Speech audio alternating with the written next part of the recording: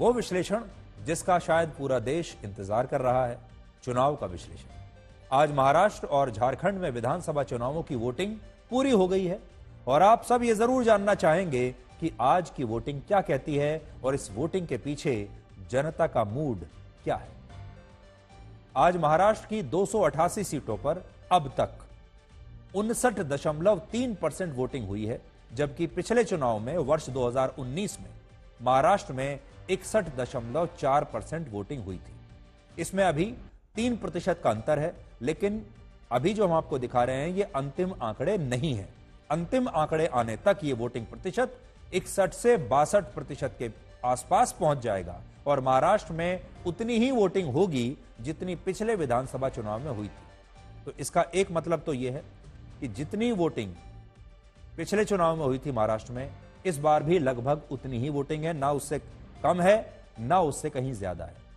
महाराष्ट्र में इस साल लोकसभा के चुनाव में भी 61.5% वो वोटिंग ही हुई थी और इससे यह पता चलता है कि महाराष्ट्र में वोटिंग प्रतिशत स्थिर है और ये बढ़ा नहीं है। झारखंड में वोटिंग का एक नया रिकॉर्ड बना है। झारखंड में दूसरे और आखिरी चरण में अंतिम आंकड़े आने तक 38 सीटों पर 67.81% वोटिंग हुई है, जबकि पहले चरण में झारखंड में 43 सीटों पर 66.65% वोटिंग हुई थी और पिछली बार से यह काफी ज्यादा है। तो आप ये समझ लीजिए कि 66-67% के आसपास झारखंड की वोटिंग है दोनों चरणों की। पिछली बार झारखंड की 81 विधानसभा सीटों पर 66.4% वोटिंग हुई थी, लेकिन इस बार थोड़ी सी बढ़ गई है। झारखंड बनने के बाद से यह पहला चुनाव है जब वहां हिंसा की कोई बड़ी घटना नहीं हुई है, इसलिए यह अच्छी बात है। इस वोटिंग के बाद आज हमारे देश में पहली बार शायद ऐसा हो रहा है जब एग्जिट पोल की कोई चर्चा नहीं हो रही और जनता को एग्जिट पोल में कोई दिलचस्पी भी नहीं है।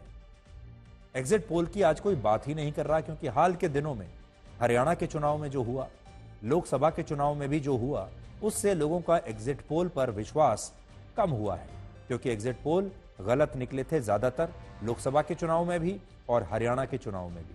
इसलिए आज लोग एग्जिट पोल की बात ही नहीं कर रहे।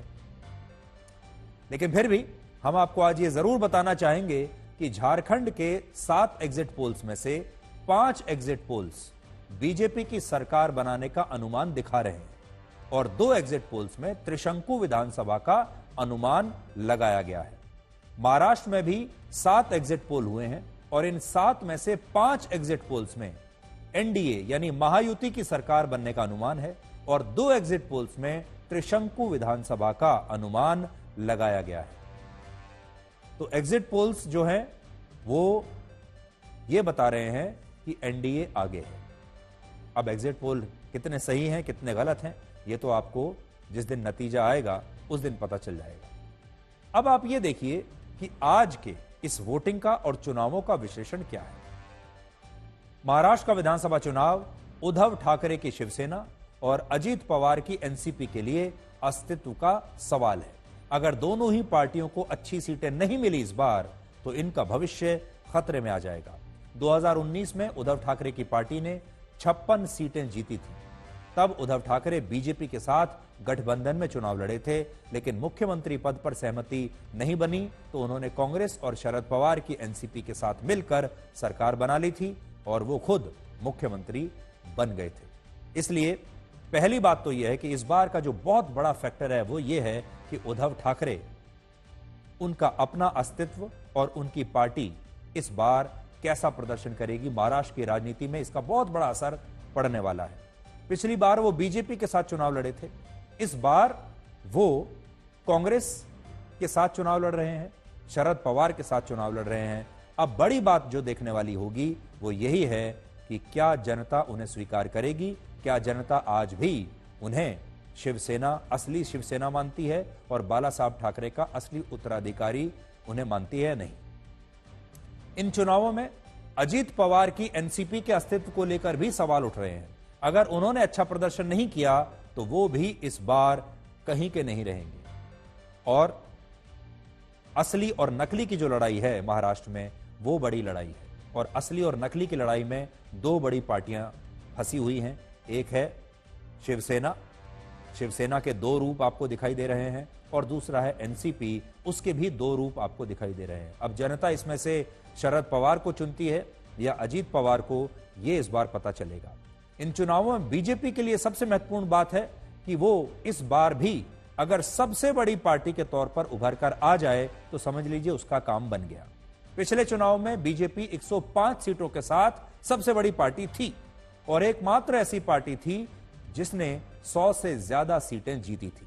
तो इस बार भी अगर बीजेपी 100 के आंकड़े को पार कर जाती है और सबसे बड़ी पार्टी बनी रहती है तो भी बीजेपी के लिए बहुत संतोषजनक बात होगी और ब्रांड मोदी के लिए भी यह बहुत संतोषजनक बात होगी।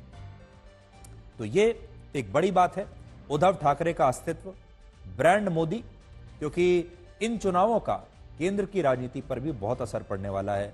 लोकसभा चुनाव में जिस तरीके से बीजेपी 240 पर सिमट गई थी, लोग बीजेपी की ताकत पर सवाल उठाने लगे थे, ब्रांड मोदी पर सवाल उठाने लगे थे। लेकिन ब्रांड मोदी ने जबरदस्त वापसी की, हरियाणा में चुनाव जीत गए और अब अगर उन्होंने महाराष्ट्र में भी चुनाव जीत लिया तो ये ब्रांड मोदी की चमक को और ज्यादा जो है तेजी देगा और फिर बीजेपी इतनी मजबूत आपको दिखाई देगी कि उसके बाद आगे आगे का जो रास्ता है बीजेपी के लिए वो बहुत आसान हो जाएगा। इंडिया गठबंधन अगर ये चुनाव नहीं जीत पाया महाराष्ट्र में तो इंडिया गठबंधन का जो प्रयोग था, राहुल गांधी का जो नेतृत्व था, वो थोड़ा सा अब कमजोर पड़ जाएगा और लोग शायद ये कहने लगेंगे कि इंडिया गठबंधन का प्रयोग सिर्फ लोकसभा के चुनाव तक ही सीमित था, उसके बाद ये कोई चमत्कार नहीं कर पाया। अब झारखंड की बात करें तो वहां दो मुद्दों पर चुनाव लड़ा गया। हेमंत सोरेन ने जेल से बाहर आने का मुद्दा उठाया। उन्होंने कहा कि ईडी का दुरुपयोग हो रहा है, मुझे जबरदस्ती जेल में डाला गया और सहानुभूति प्राप्त करने की कोशिश की। और बीजेपी ने झारखंड में घुसपैठ का मुद्दा उठाया। ये दो बहुत बड़े मुद्दे हैं जिन पर इस बार लोग अपनी राय देंगे। और सबसे बड़ी बात, एक नारा है जो बीजेपी ने दिया था, एक हैं तो सेफ हैं, बटोगे तो कटोगे।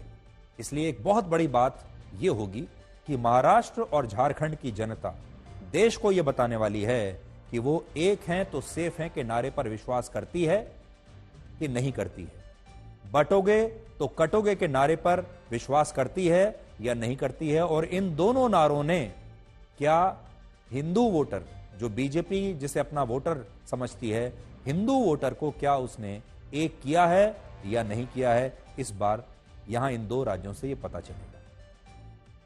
आज उत्तर प्रदेश की 9 विधानसभा सीटों पर भी उपचुनाव हुआ है और वहां 60% से कम मतदान हुआ। आज वोटिंग के दौरान उत्तर प्रदेश की 9 सीटों पर दिन भर तनातनी का माहौल बना रहा। अखिलेश यादव ने प्रशासन पर वोटिंग रोकने के आरोप लगाए और बीजेपी ने इसे हार की हताशा बताया। समाजवादी पार्टी के आरोपों पर चुनाव आयोग ने कार्रवाई की और अलग अलग जगहों पर 7 पुलिसकर्मियों को सस्पेंड भी किया गया। ये उपचुनाव उत्तर प्रदेश के मुख्यमंत्री योगी आदित्यनाथ और समाजवादी पार्टी के अध्यक्ष अखिलेश यादव के लिए प्रतिष्ठा का प्रश्न है। लोकसभा चुनाव में समाजवादी पार्टी ने उत्तर प्रदेश में सबसे ज्यादा सीटें जीती और इसके बाद ये कहा गया कि जनता से ये काम भूल से हुआ है, अगली बार जनता ये भूल सुधार लेगी।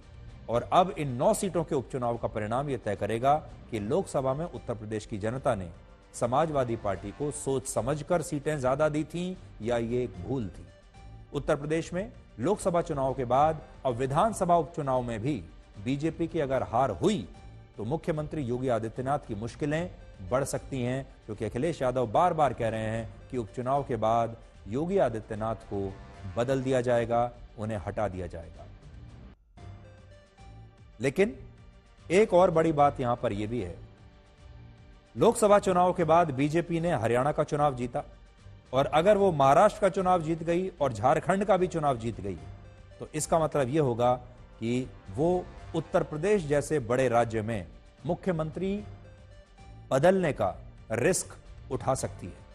लेकिन अगर बीजेपी ने महाराष्ट्र में अच्छा प्रदर्शन नहीं किया तो फिर वो उत्तर प्रदेश में कोई रिस्क उठाने की स्थिति में नहीं रहेगी। एक और बात यह है कि अगर इन उपचुनावों में बीजेपी ने अच्छा प्रदर्शन नहीं किया तो योगी आदित्यनाथ के ऊपर एक और नया दबाव पड़ जाएगा और उनके ऊपर एक ऐसी तलवार लगातार लटकती रहेगी कि इन उपचुनावों के नतीजों को कारण बताकर इनकी वजह से उन्हें कभी भी बदला जा सकता है। इसलिए ये चुनाव भले ही महाराष्ट्र के हैं, भले ही झारखंड के हैं या उत्तर प्रदेश में उपचुनाव हैं, लेकिन इनका केंद्र की राजनीति पर बहुत बड़ा असर पड़ेगा। हालांकि उत्तर प्रदेश में सबसे कम मतदान गाजियाबाद में हुआ है, जहां मुस्लिम वोटर्स की संख्या 25% है और हिंदुओं की संख्या 73% है। यह बात नोट करने वाली है। सबसे ज्यादा 58% वोटिंग कुंदरकी में हुई, जहां मुस्लिम जो है 47% हैं और हिंदू 52% है। तो यह भी एक खास बात है आपके लिए।